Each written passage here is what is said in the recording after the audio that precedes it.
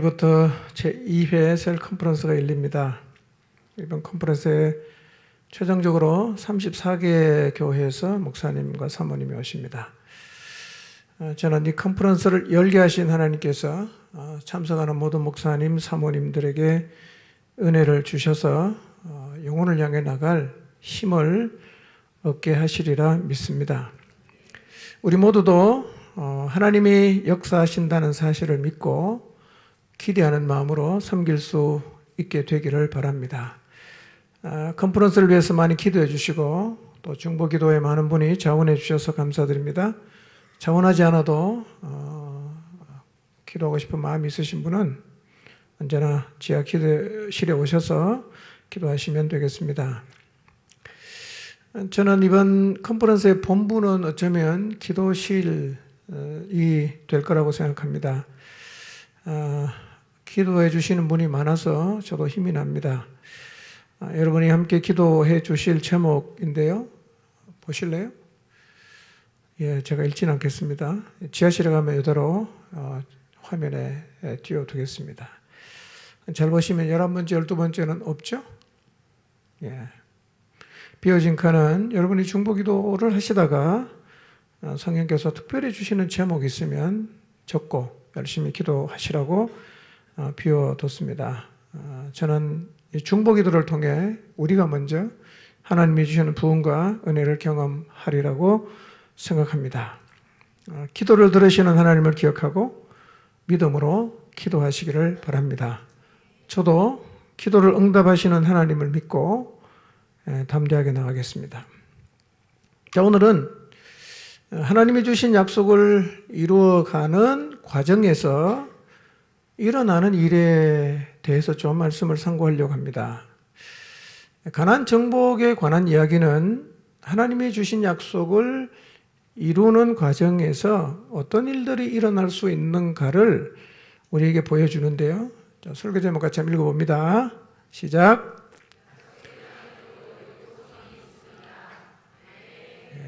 세 분이 안 따라했습니다. 한 번 더 하겠습니다. 시작. 네. 지금 이스라엘은 가나안으로 가고 있습니다.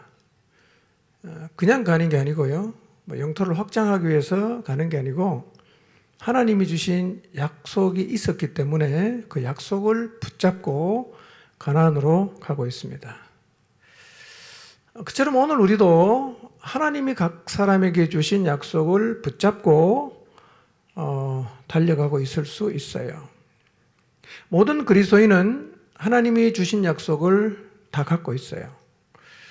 기도 응답의 약속, 또 인생을 인도하신다는 약속, 또 우리의 삶을 보호하고 지키시겠다는 약속, 이런 약속은 모든 그리스도인들에게 하나님이 동일하게 주신 약속입니다. 이런 약속들 외에도 이를테면 가족 구원에 대한 약속, 개인이나 혹은 가정의 미래에 대한 약속을 하나님으로부터 받고 그 약속을 붙잡고 가고 있을 수가 있습니다. 자, 이 시간 내게 주신 하나님의 약속은 무엇이 있는가를 한번 생각해 보십시오. 내가 붙잡고 있는 약속은 뭔가? 하나님이 나에게 주신 약속은 어떤 게 있는가?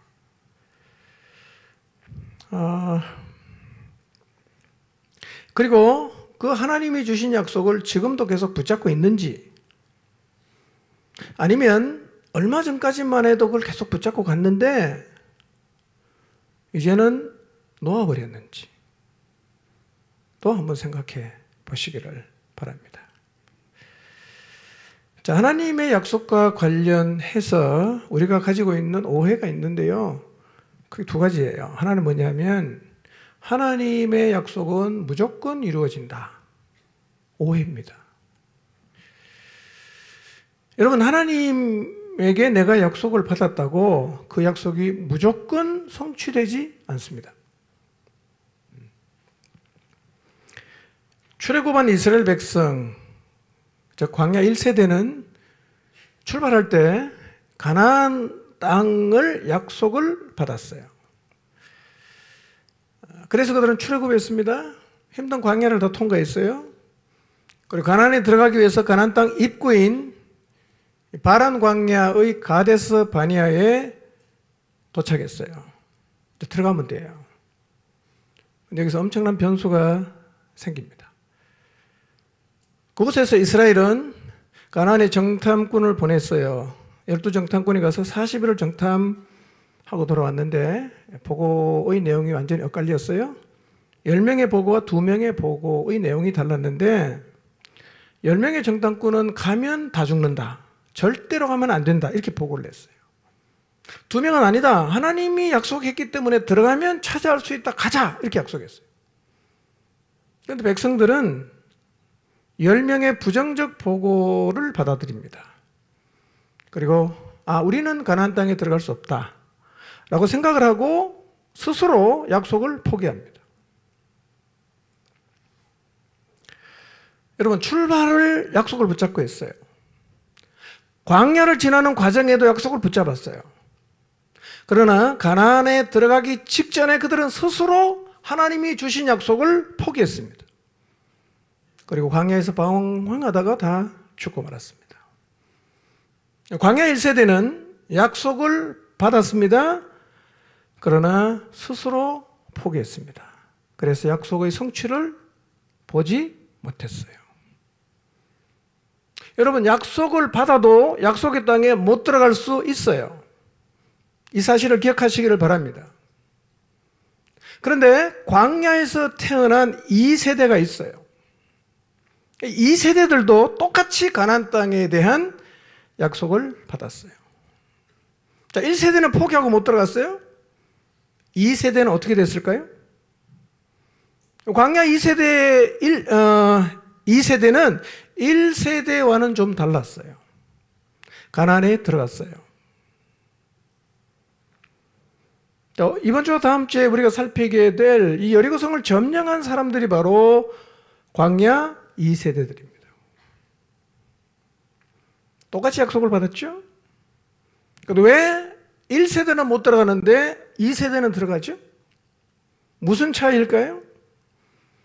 성경은 약속을 받고 출발했지만 그 약속한 자리에 도달하고 도달하지 못하고의 차이를 이렇게 이야기하고 있어요. 히브리서 4장 1절 2절 한번 볼까요? 시작. 그러므로 하나님의 안식처에 들어갈 약속은 아직도 효력이 있습니다. 여러분 가운데 아무도 그곳에 들어갈 기회를 놓치지 않도록 조심하십시오. 우리도 그들과 마찬가지로 기쁜 소식을 전해 들었습니다. 그러나 그들이 들은 말씀이 자기들에게 유익이 되지 못했던 것은 그 말씀을 믿음으로 받아들이지 않았기 때문입니다. 네. 자, 우리는 약속을 받으면 약속은 무조건 성취된다고 생각을 하는데 그렇지 않아요. 안식처에 들어갈 약속을 받았던 1세대는 가나안 땅에 못 들어갔습니다. 왜 못 들어갔습니까? 성경은 이렇게 말합니다. 하나님의 약속을 믿음으로 받아들이지 않았기 때문이다. 하나님의 말씀을 믿음으로 받아들이지 않았기 때문이다. 이렇게 말을 하고 있습니다. 약속이 있어도 누가 들어갑니까? 끝까지 믿음을 붙잡는 사람이 들어가는 거예요. 출발할 수 있습니다. 어디 선까지 갈 수도 있습니다. 그러나 성취를 보는 자리에 가려면 반드시 뭐가 필요합니까? 믿음이 있어야 됩니다. 믿음. 중요한 것은 믿음입니다.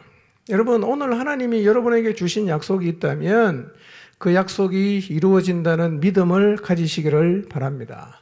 믿음이 없으면 약속의 자리에 설 수가 없습니다. 오늘 여러분 혹시 하나님으로부터 받은 그 약속을 자꾸 놓아버리고 싶은 마음이 든다면, 포기하고 싶은 마음이 든다면 오늘 그 약속을 다시 믿음으로 붙드시기를 바랍니다.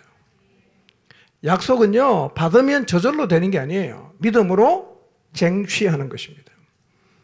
그러니까 오늘 다시 한번 하나님이 여러분에게 주신 약속을 떠올려 보시고 그 약속을 쟁취하겠다는 영적인 전의를 갖게 되시기를 바랍니다.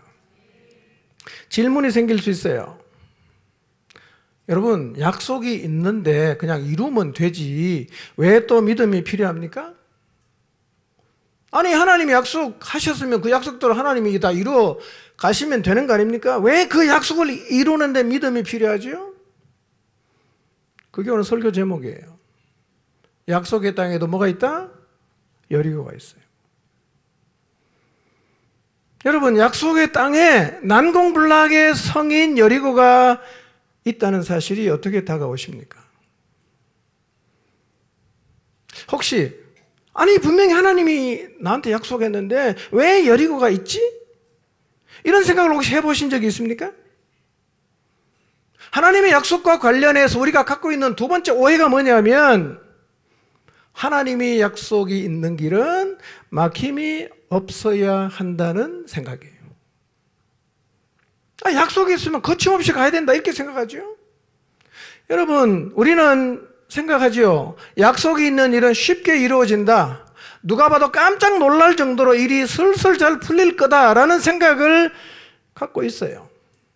이런 생각을 갖고 있다 보니까 그 길에서 어려운 일이 생기거나 여리고 성처럼 무너뜨리기 힘든 상황을 만나면 포기하는 거예요. 포기하는 거예요. 여러분, 하나님의 약속이 있는 길에도 여리고가 있다는 사실을 잊지 마시기를 바랍니다. 여러분, 혹시 지금 하나님의 약속이 있는 길에서 여리고를 만나서 당황하고 계시진 않습니까? 이게 뭐지? 하나님 분명히 약속하셨는데, 반복해서 나한테 약속해 주셨는데 왜 이런 일이 일어나지? 그래서 여러분 앞에 딱 가로막고 서 있는 여리고를 바라보면서 혹시 당황하고 계시나요? 뭐가 잘못된 거 아닌가? 왜 이런 일이 벌어지지? 여러분, 지금 일이 잘못되고 있는 게 아니에요. 먼저 뭘 바꿔야 되느냐? 시각을 바꿔야 됩니다. 여리고가 등장했다? 뭐 잘못되고 있다 라는 시각을 갖지 마십시오. 나타났나? 그러면 내가 돌파해야지. 이런 시각을 가져야 된다는 거예요. 여러분, 하나님의 약속이 있었던 가나안에도 여리고성이 있었잖아요. 아이성도 있었잖아요. 남부연합군도 있고요. 북부연합군도 있고요. 있었어요. 그런 일을 만나면 이상하게 생각하지 마시기를 바랍니다. 그런 일을 만나면 뭐 당연하게 올 수 있는 일로 받아들이고 그냥 극복하고 걸어가면 되는 거예요. 여러분, 여리고가 있다는 게 지금 일이 잘못되고 있다는 사인이 아니에요. 하나님의 약속이 있는 길에도 그런 일은 충분히 일어날 수 있다고 생각하시기를 바랍니다. 그러니까 바라보는 시각을 바꿔야 돼요. 시각을 바꿔야 돼요. 시각을 바꾸면 대응 방식이 달라지는 거예요. 이 잘못됐다고 생각하면 대응 방식이 어떻게 되겠어요? 포기하겠죠. 그러나 당연한 게 왔다. 어떻게 하겠어요? 감당하고 가는 겁니다. 자, 우리가 하나님께 받은 약속 중에서 가장 비중을 두고 있는 약속은 아마 가족 구원에 대한 약속이겠죠. 그렇습니까? 아닙니까? 맞습니까? 그게 되기를 바랍니다. 예. 여러분, 교회는 세상을 구원하는 게 목적으로 영원전에 하나님이 세우신 곳입니다. 교회가 건강하면 그 일을 잘하고 있어야 돼요. 근데 교회의 지체된 여러분의 마음속에 영혼을 건져내야겠다는 마음이 없다는 자체는 영적으로 죽었다는 겁니다. 다른 거 아무리 잘해도 교회가 영혼 구원하는 일을 못한다. 그건 지금 완전히 찌그러져 있는 겁니다. 1차적으로 여러분의 가족들을 구원하는 것, 그리고 그 하나님으로부터 받은 그 약속이 아마 우리의 삶에서 가장 비중을 두는 일이어야 할 것입니다. 자, 기도하다가 혹은 성경을 읽다가 가족 구원에 대한 약속을 내가 받았어요. 그런데 우리가 어떤 기대를 합니까? 이제 우리의 가족들이 곧 죽게 돌아오겠구나. 우리 아버지도 돌아오고 우리 자녀도 돌아오고 우리 남편도 돌아오고 돌아올 거라 기대를 합니다. 그리고 안심을 합니다. 감사한 마음으로 복음을 전하죠. 예배 자리에 초대도 합니다. 그때 이런 마음이에요. 이제 너는 도망갈 수 없어. 나는 하나님이 주신 약속을 갖고 있다. 이렇게 속으로 우리가 중얼거리면서 굉장히 좀 여유를 부립니다. 당신은 어떤 식으로 반응해도 결국은 돌아올 거야. 이런 생각을 우리가 한단 말이에요. 그런데 시간이 흘러가도 안 돌아와요. 그리고 이제 말도 붙이기 힘든 여리고처럼 변해갈 때 우리 마음이 혼란스러워지기 시작합니다.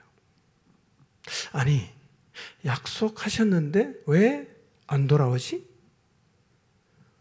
그러면 약속에 무슨 의미가 있는 거야? 내가 너무 순진했나? 그래서 고민하기를 시작해요. 고민하는 시간이 길어지면서 우리 안에 이런 마음이 또 생깁니다. 약속은 있지만 안 될 수도 있겠구나 라는 생각이 우리 안에서 생겨나기를 시작해요. 그런 시간이 지속이 되면 어느 순간 놓아버리는 거예요. 놓아버리는 거예요. 우리 안에도 이런 분이 계실 수 있어요. 왜 우리가 이런 생각을 할까요? 그건요, 하나님의 약속은 쉽게 이루어진다고 생각하기 때문이에요. 하나님이 내게 약속을 주셨기 때문에 그 길에는 어떤 반대도 없고 어떤 장애도 없다고 믿기 때문에 그렇습니다. 여러분, 그러나 광야 1세대도 가나안에 들어가기 전에 두려움에 사로잡혀요. 광야 2세대도 요단을 건너서 여리고성 앞에 와서 두려움에 사로잡혀요. 그래서 뭐가 필요합니까? 믿음이 필요한 거죠. 믿음이 없으면 하나님이 약속하신 자리에 우리가 도달할 수가 없어요. 그래서 하나님이 약속하신 길에도 여리고가 있을 수 있다는 사실을 기억하고 여리고를 만났을 때 먼저는 시각을 바꾸고 두 번째는 뭘 바꿔야 됩니까? 대응 방식을 바꿔야 돼요. 낙심이 아니라 오히려 전의를 가져야 합니다. 이게 바른 자세예요. 여러분, 우리가 하나님께 받은 약속을 따라서 자녀나 배우자나 혹은 부모님의 구원을 위해서 열심히 기도하고 노력을 해왔는데 아마 그 대상이 너무 마음이 완강해지고 어떤 경우에는 아예 마음을 그냥 닫아버려서 우리가 굉장히 지금 당혹해할 수가 있는데요. 여러분, 당황하지 마십시오. 그건 당황할 일이 아니에요. 약속의 길에도 그런 장애는 언제나 있었습니다. 오늘 제가 하나님의 약속을 받고 걸어갔던 하나님의 사람들이 그 약속의 길에서 겪었던 몇 가지를 좀 살펴보도록 할 텐데요.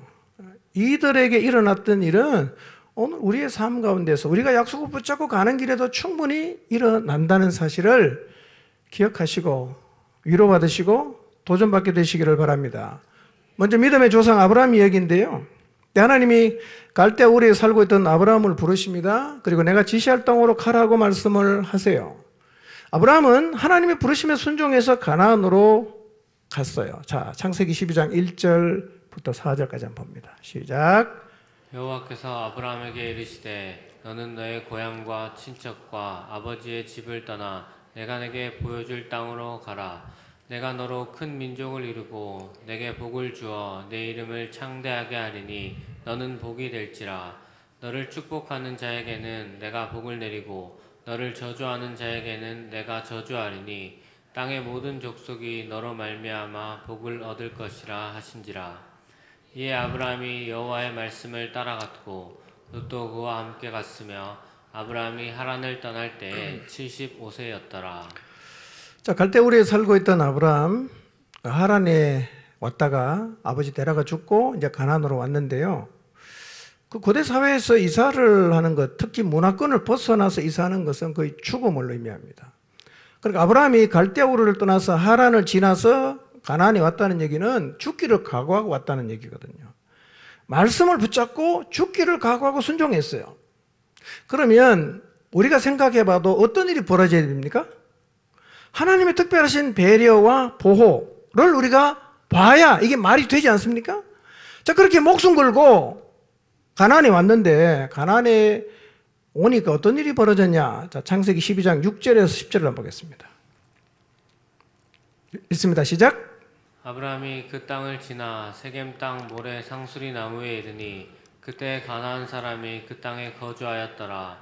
여호와께서 아브라함에게 나타나 이르시되 내가 이 땅을 내 자손에게 주리라 하신지라. 자기에게 나타나신 여호와께 그가 그곳에서 제단을 쌓고 거기서 베델 동쪽 산으로 옮겨 장막을 치니 서쪽은 베델이요 동쪽은 아이라. 그가 그곳에서 여호와께 제단을 쌓고 여호와의 이름을 부르더니 점점 남방으로 옮겨갔더라. 그 땅에 기근이 들었으므로 아브라함이 애굽에 거류하려고 그리로 내려갔으니 이는 그 땅에 기근이 심하였음이라. 자, 목숨 걸고 하나님 말씀 붙잡고 순종했으면 그 다음에는 사실은 탄탄대로가 열려야 야, 우리도 저렇게 살자 이렇게 되지 않겠어요? 자, 그런데 아브라함이 가나안 땅에 도착했는데 6절을 보세요. 아브라함이 그 땅을 지나 세겜 땅 모래상수리 나무에 이르니 그때 가나안 사람이 그 땅에 거주하였더라 이렇게 말씀하죠. 아니, 하나님이 그렇게 불렀으면 아브라함이 살 땅을 마련해 놔야 되잖아. 근데 가보니까 누가 살고 있어요? 이미 가나안 사람이 다 살고 있어요.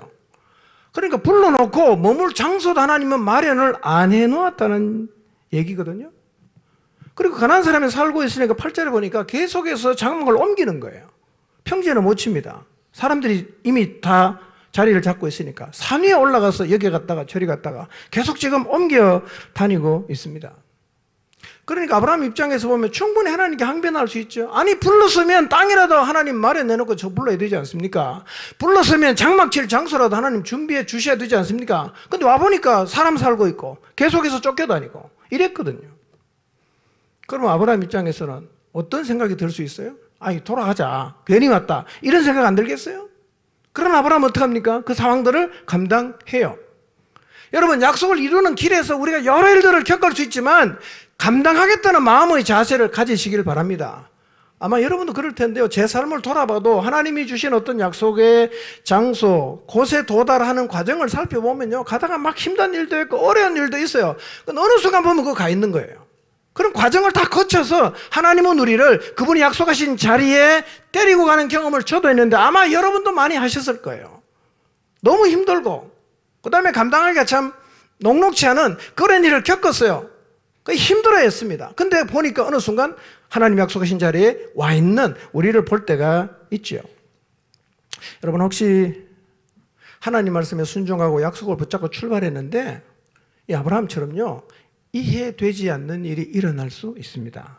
그것들은 어떻게 해야 됩니까? 감당하십시오. 감당하십시오. 믿음은요 감당하는 거예요. 믿음은요 견디는 거예요. 믿음은요 그럼에도 하나님을 진짜 믿는 거예요. 자, 그런데 그 땅에 또 뭐가 찾아옵니까? 기근이 찾아와요. 여러분, 약속을 붙잡고 갔잖아. 목숨 걸고 갔잖아요. 근데 가보니까 하나님 별로 준비를 안 해놓으신 것 같아. 근데 그 땅에도 기근이 찾아오는 거예요. 그래서 아브라함은 기근에 때 어디로 갑니까? 애굽으로 내려가죠. 가서 어떤 일이 벌어집니까? 아내를 빼앗겼어요. 자, 창세기 12장 17절 18절 한번 볼까요? 시작. 여호와께서 아브라함의 아내 사레의 일로 바로와 그 집에 큰 재앙을 내리신지라. 바로가 아브라함을 불러서 이르되 내가 어찌하여 나에게 이렇게 행하였느냐? 내가 어찌하여 그를 내 아내라고 내게 말하지 아니하였느냐? 자, 애굽으로 아브라함이 내려가 보니까 걱정이 되는 게 뭐냐면 이 바로 왕이 아니면 그 애굽 사람들이 자기 아내를 빼앗아 가고 자기를 죽일까 봐 그게 두려운 거예요. 그 두 사람이 회의를 해갖고 결론이 뭐냐면 당신은 내 누이라고 해라. 이렇게 이제 합의를 했어요. 그래갖고 애굽에 내려가서 사례는 이제 아내가 아니고 뭐예요? 누이예요. 그러니까 바로가 어떻게 합니까? 사례를 데려가 버렸어요. 그러니까 바로는 합법적으로 데리고 갔어요. 그 항변할 수도 없어. 누이라고 했기 때문에. 근데요, 하나님은 결정적인 순간에는 나타나셔서 일하세요. 자, 아내 뺏겼잖아요. 근데 누이라고 해서 빼앗아 갔고 아브라함은 예물도 받았기 때문에 어떻게 할 방법이 없습니다. 근데 사례가 만약에 아브라함의 바로의 후처가 되면 아브라함에게 주신 하나님의 약속은 무효가 되잖아. 하나님이 알아서 하시지 않겠어요? 그래서 어떻게 합니까? 7절에 보면 하나님이 바로의 집에 재앙을 내리는 거예요. 바로가 화들짝 놀랍니다. 그리고 아브라함을 불러요. 네가 어찌 나한테 이렇게 거짓말했냐? 그리고 도로 돌려준단 말이에요. 여러분, 우리가 이해하고 힘든 자리에 서기도 하고 때로는 고통스러운 자리에 서기도 하지만 그 약속을 이루는 길에서 하나님은 가만히 보고 있다가 결정적인 순간에 하나님이 일하십니다. 저는 우리의 삶에도 하나님은 동일하게 그렇게 하신다고 생각합니다. 하나님이 아니면 뺏긴 사례는 찾아올 방법이 없어요. 근데 하나님이 바로의 집에 재앙을 내리시고 뺏겼던 사례를 돌려받게 하셨어요. 자, 이런 일은요, 사실은 야곱의 일에도 일어나는데요. 자, 이런 질문을 해볼 수 있죠. 하나님은 왜 우리에게 약속을 주시고 약속을 붙잡고 가는 길에서 힘든 일을 겪게 하시나? 이해하기 어려운 일을 겪게 하시는가? 하는 게 질문이 생길 수 있죠. 그냥 주시면 안 되냐 이거예요. 좀 편하게 받게 하시면 안 되나? 왜 이렇게 이해할 수 없는 일, 힘든 일을 겪게 하시는가? 여러분, 하나님은요, 우리에게 주신 그 약속의 성취를 이루는 동시에 우리가 그 하나님의 약속을 담을 수 있는 그릇으로 만드는 일을 같이 하세요.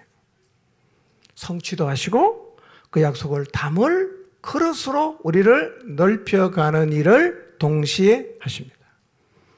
그릇이 요만하면 아무리 많이 담아도 다 넘치지 않습니까? 그러니 하나님이 우리를 통해서 그분의 약속을 이루시고 그분의 뜻을 이루어 가시려고 하면 그 약속을 담을 수 있는 그릇이 되어야 되니까 약속의 성취와 동시에 그 약속을 담을 그릇으로 우리를 빚어 가세요. 그런데요, 우리는 고난을 받지 않으면 안 넓혀집니다. 어떻게 할 수 없는 막다른 골목까지 가지 않으면 우리의 내면은 절대로 넓혀지질 않아요. 하나님은 두 가지를 동시에 하십니다. 감당하다 보면 넓혀져요. 감당하다 보면 약속이 이루어집니다. 두 가지를 하나님은 동시에 이루어 갔어요. 아마 지금 여러분의 삶 가운데도 그런 일을 행하시고 계실 수 있어요. 여러분이 생각할 때 이 약속이 있는 길인데 왜 이렇게 힘드나? 왜 이렇게 삶이 그냥 고통스러운가? 왜 하나님은 이렇게 내 삶을 어려운 곳으로 계속 몰아넣는가? 이런 생각이 드실 수 있지만요. 감당하며 가보세요. 어느 순간 가보면요, 딱 넓혀져 있는 여러분의 모습을 여러분 스스로가 보게 될 거예요. 제 삶을 이렇게 돌아보면요, 예전하고 지금 제가 비교해보면 제가 좀 많이 넓혀졌는데요. 언제 넓혀졌는가 봤더니 힘들 때, 이해되지 않는 과정을 감당하며 갈 때, 그때 하나님은 넓히셨어요. 그러니 여러분, 하나님이 여러분을 넓혀 가시는 과정을요, 힘들어하지 말고 넓혀진 여러분의 모습을 상상하시면서 기쁨으로 잘 감당하시기를 바랍니다. 잘 감당하십시오. 예. 고난일 수도 있고 정말 이해하기 힘든 일일 수도 있고 괜찮아요. 예. 감당해 가다 보면 하나님 여러분을 아름답게 빚으실 거예요. 자, 야곱도 그랬거든요. 야곱이 형의 낯을 피해서 바단 아람으로 갔어요. 20년 살았습니다. 14년은 아내 얻기 위해서라고요. 그 다음에 6년은 자기 재산을 이제 모으기 위해서 6년을 일하고 20년을 일했는데요.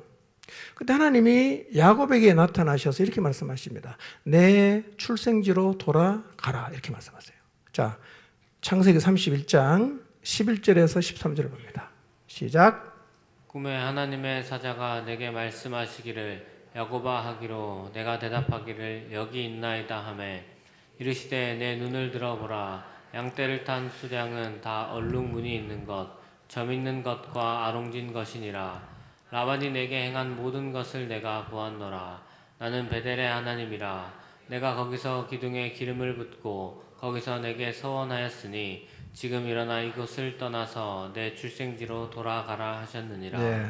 하나님이 야곱에게 나타나셔서 너의 출생지로 돌아가라 이렇게 말씀하셨어요. 야곱이 두 아내를 불러요. 자기 양치는 대로. 그리고 상의를 합니다. 그리고 아내가 야곱의 얘기를 받아들입니다. 그래서 이제 출생지로 돌아가기로 결정을 합니다. 야곱은 외삼촌에게 안 알리고 그냥 출발했어요. 자, 야곱이 지금 고향으로 돌아가는 길은 자기가 원해서 가는 겁니까? 하나님이 가라고 해서 가는 겁니까? 가라고 해서 가는 거죠. 출발할 때부터 하나님은 돌아가라 그랬거든요.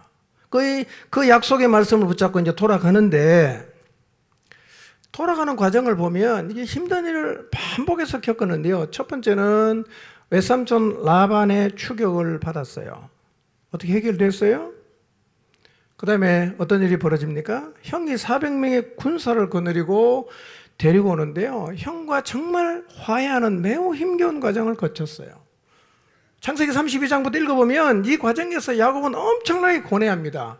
그리고 두려움에 떨어요. 그리고 환도뼈가 위골되어서 제대로 걷지도 못할 정도로 이 몸이 상해요.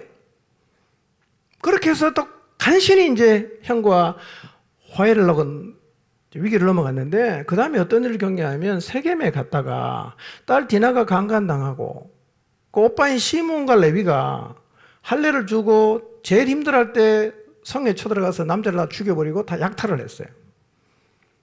야곱이 또 다시 두려움에 뜹니다. 이 주변 사람들이 우리를 공격하면 우리는 다 죽었다. 그래서 야곱이 지금 두려움에 사로잡히게 되었어요. 여러분, 하나님이 돌아가라고 해서 지금 돌아가는 길 아닙니까? 왜 이렇게 순탄하질 않지요? 하나님이 가라고 한 말씀에 순종해서 고향으로 돌아갔으면 그냥 평탄하게 쫙 해서 고향으로 가야 될 것 같지 않습니까? 근데 야곱이 가는 길이 그렇지 않았다는 거예요. 그 놀라운 사실은요, 이 힘든 일을 겪는 와중에서도 결정적인 순간에는 하나님이 등장해서 야곱을 보호해요. 자, 어떻게 나타나서 도왔는가 확인해 보겠습니다. 창세기 31장 23절 24절 읽습니다. 시작. 라반이 그의 형제를 거느리고 7일 길을 쫓아가 길르앗 산에서 그에게 이르렀더니 밤에 하나님이 아람 사람 라반에게 현몽하여 이르시되 너는 삼가 야곱에게 선악간에 말하지 말라 하셨더라.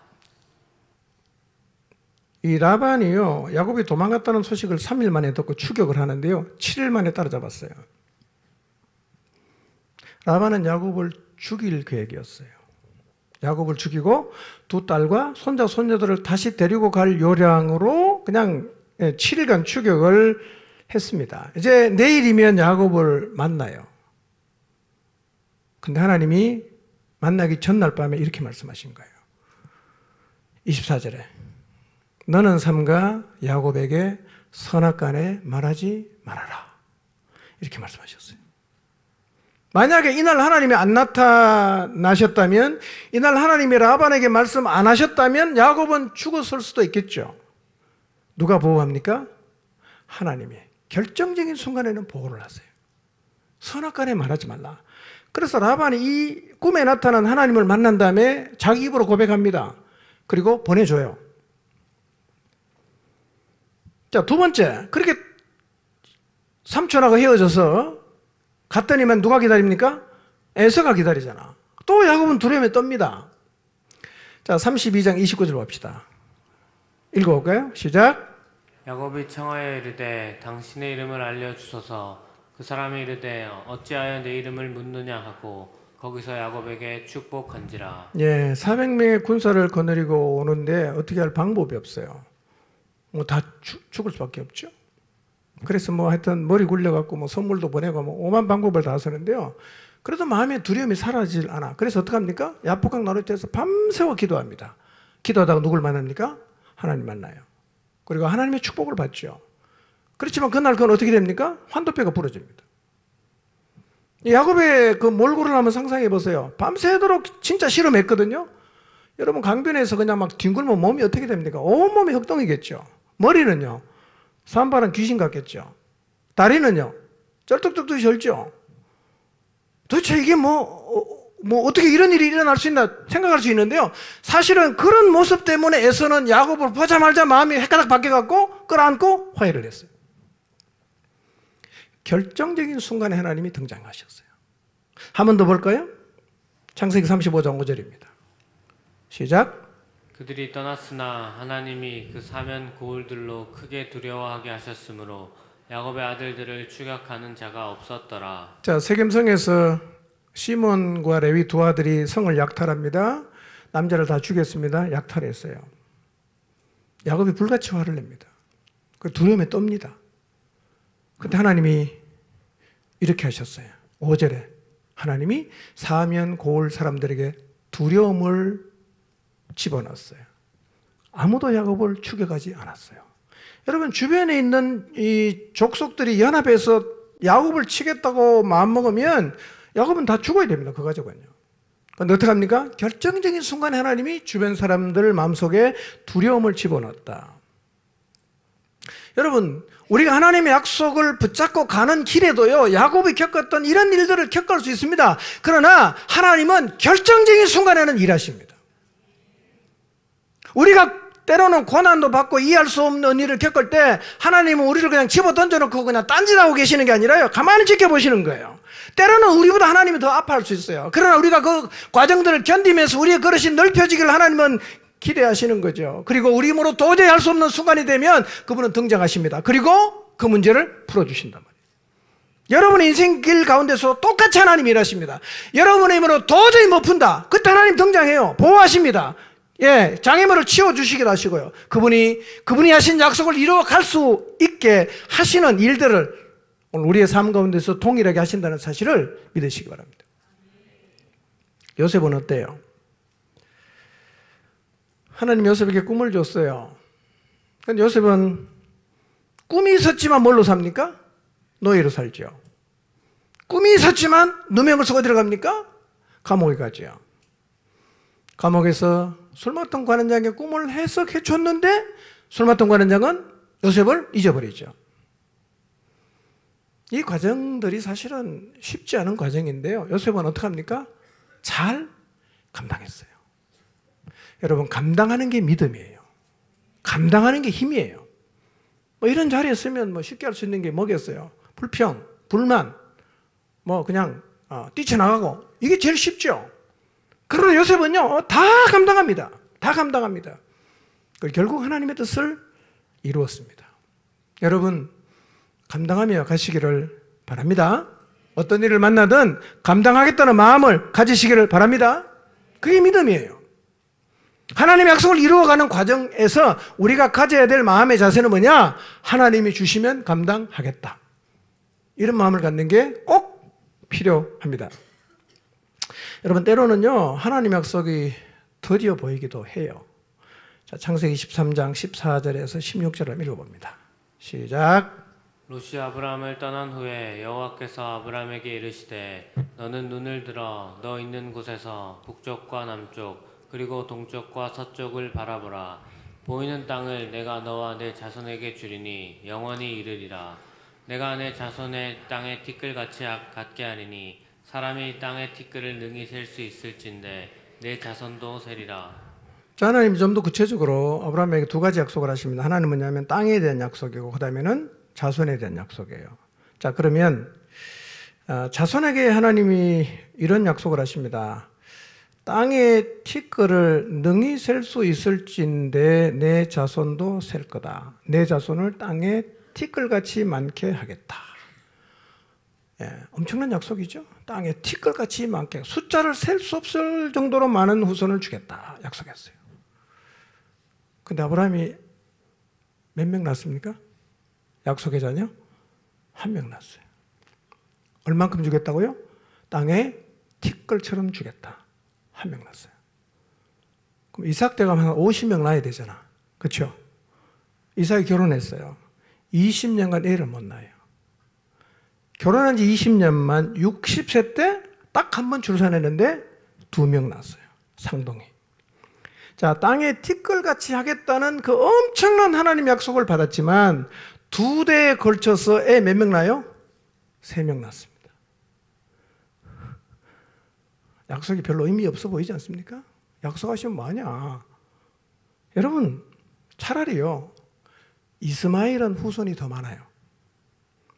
그러니까 땅에 티끌 같은 후손을 주겠다는 이 하나님의 약속이 무색할 정도로 약속을 받은 집안에는 2대에 걸쳐서 셋밖에 없고 약속이 없는 이스마엘은 자녀가 훨씬 더 많았어요.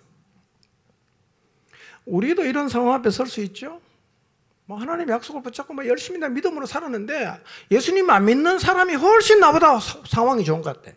애들도 공부도 잘하고 말도 잘 듣고 경제적으로도 잘 풀리는데 나는 보니까 하나님 약속을 받았다는 게 무색할 정도로 도대체 비교가 될 정도로 이 인생이 안 풀릴 수 있어요. 그래서 하나님의 약속을 이루는 데는 뭐가 필요합니까? 기다리십시오. 믿음을 가지시기를 바랍니다. 조급하게 생각하지 마세요. 결국에는 그분의 뜻을 하나님은 이루세요. 결국은 이루십니다. 뭐가 필요하다고요? 믿음이 필요합니다. 여러분, 출애굽기를 보면 하나님은 아브라함에게 주신 약속대로 이스라엘을 출애굽시키기로 결정하시고 출애굽할 지도자 모세를 떨기나무 아래에서 불러요. 그리고 지도자로 세웁니다. 자, 하나님의 부름을 받은 모세는 백성을 출애굽시키기 위해서 누구랑 담판하죠? 바로와 담판을 하죠. 바로와. 근데 모세가 이스라엘 백성을 출애굽시키기 위해서 바로하고 몇 번 만납니까? 10번 만납니다. 10번 만나요. 그러니까 바로왕하고 모세는 10번이나 만나서 실험을 했어요. 그 10번째 재앙이 내린 후에 비로소 출애굽을 하게 되죠. 여러분 생각해 보세요. 하나님의 약속이 있고 그 약속을 이루기 위해서 모세를 불렀다면 한두 번 정도 실험하고 그 다음에 나가야 되지 않습니까? 아니 약속을 이루려고 불러놓고 왜 10번씩이나 실험하게 하냐 이거예요.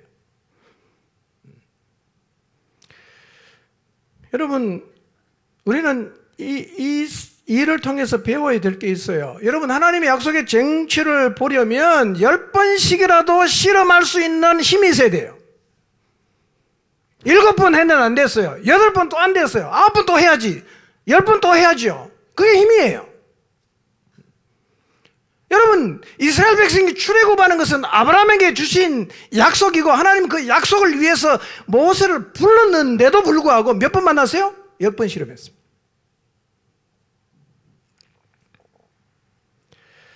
여러분 한두 번 해보고 포기하지 마시기를 바랍니다.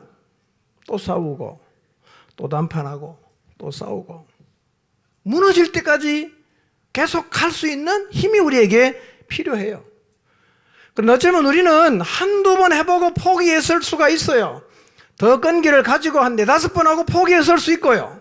더 끈기를 가져서 한 6-7번 하고 포기했을 수 있는데요. 여러분 하나님이 이룰 때까지 끝까지 가시기를 바랍니다. 끝까지 가십시오. 자녀의 구원을 포기하셨습니까? 남편의 구원을 포기하셨습니까? 부모의 구원을 포기하셨습니까? 저는 여러분이 그냥 포기했다고 생각하지는 않아요. 해볼 만큼 했겠죠. 그러나 실험하는 일이 반복이 되면서 어느 순간부터 이거 안 되는구나, 해봐도 안 되겠구나, 그렇게 해서 슬그머니 아마 여러분이 포기했을 텐데요. 기억하십시오. 모세는 하나님의 약속이 있는 출애굽의 역사를 이루기 위해서 10번이나 바로와 실험을 했습니다. 쉽게 포기하지 마십시오. 쉽게 포기하지 마십시오. 9월 8일을 자녀들을 축계로 인도하는 날로 정했습니다. 이번에는 초청 범위를 초등학생부터 합니다. 초등학생. 여러분 왜 초등학생부터 해야 하느냐면요, 초등학생들이 이미 이 시대의 철학의 영향을 받고 있습니다. 의도를 가지고 우리 아이들의 마음속에 거짓된 생각을 집어넣는 세력이 있어요. 크게 보면 배우는 사탄이겠죠. 여러분 인권이라는 미명하에 계속 이렇게 가르칩니다. 네 생각이 중요하다. 네가 하고 싶은 대로 할 권리가 나한테 있다. 이걸 계속 가르치는 거죠. 여러분, 우리 아이들이 이런 영향을 받아요. 벌써요. 그러니까 부모 말도 이제 안 듣잖아. 그리고 미숙한 생각을 고집합니다. 그리고 자기 마음대로 하는 것이 문제가 되는 게 아니라 이것은 인권이다 라는 생각을 마음속에 차곡차곡 쌓아가고 있습니다. 어느 날 보면 깜짝 놀랄 겁니다. 얘가 이런 애였나?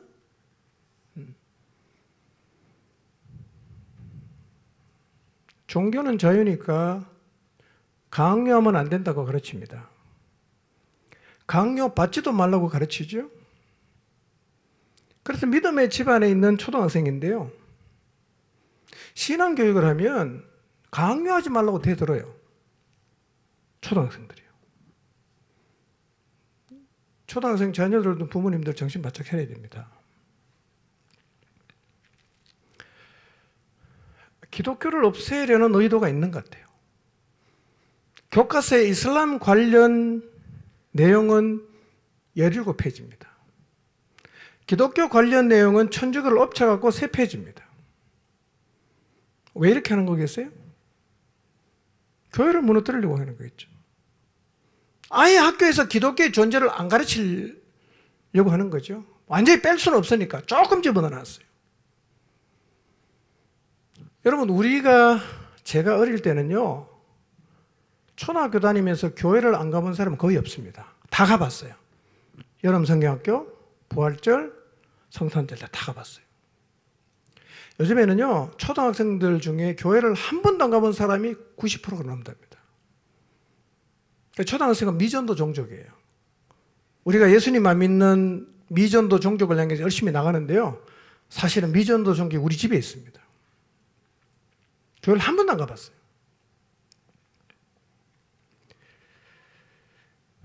기독교를 모르게 하고 이슬람을 미화시키고 종교는 자유다. 이런 영향을 우리 아이들이 계속 받죠? 하나님께 나오겠습니까? 안 나옵니다. 안 나와요.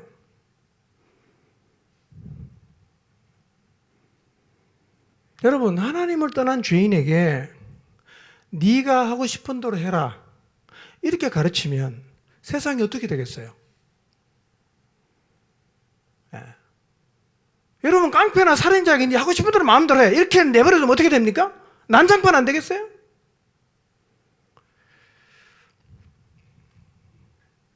뿐만 아니라 우리 아이를 성적으로 타락시키는 내용이 교과서에 다 수록되어 있습니다. 가르칠 필요가 없는데 다 가르쳐요. 성적으로 타락시키는 거죠. 우리는 선생님을 믿었고 학교를 믿었잖아. 여러분, 학교 교육이 변했어요. 변했습니다. 달라요.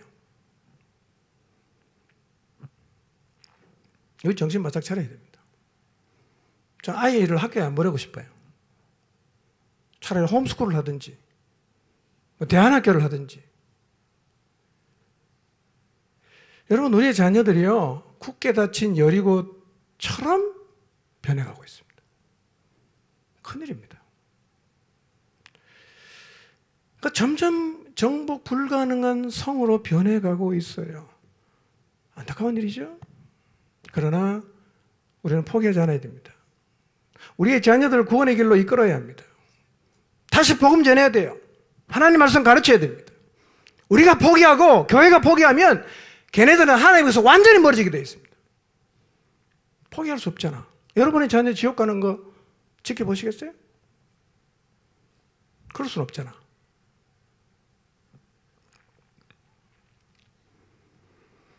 이번 9월 8일에는요, 초등학생, 중고등학생, 청년 모두 다 초청해서 복음을 전하려고 합니다. 따라갈지 같이 할지는 저도 좀 기도해 보겠습니다.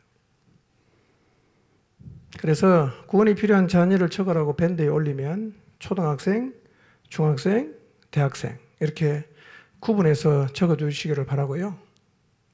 우리가 여리고를 향해 나가듯이 공동체의 힘을 모아서 우리의 자녀들에게 나가야 합니다. 여러분, 이해는 하지만 초등학교 다니는 여러분 자녀가 교회 안 나오면, 청소년 아이들이 여러분의 자녀가 교회 안 나오는 거, 이거 쉽게 생각하시면 안 됩니다. 벌써 밀리는 거잖아요.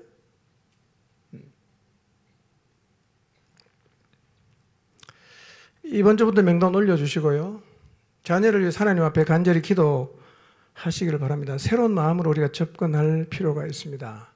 그러나 오늘 말씀에 비추어서 생각해 보십시오. 자녀 구원에 대한 약속을 받아도 그 길이 순탄하지 않을 수가 있습니다. 그러나 순탄하지 않는 게 잘못된 게 아니라 그게 정상이에요. 우리는 그 모든 상황을 감당해야 합니다. 그리고 마침내 그들을 구원의 길로 이끌어내야 합니다. 우리의 자녀를 구원의 자리에 이끌기 위해서 우리는 모세처럼 10번 이상 실험할 수도 있습니다. 여러분, 여리고가 있다. 반복해서 실험해도 안 된다. 이것은요, 약속이 무효라는 것을 의미하는 게 아니에요. 우리가 포기하지 않으면 반드시 하나님의 약속의 성취를 보는 자리에 서게 될 것입니다. 세상은 더 악해지겠죠. 더 이상해지겠죠. 그러나 우리의 자녀와 가족 구원에 대한 하나님의 약속을 붙잡고 그 성취를 우리는 보아야 합니다. 여러분 모두가 이 자리에 서게 되기를 주님의 이름으로 축복합니다.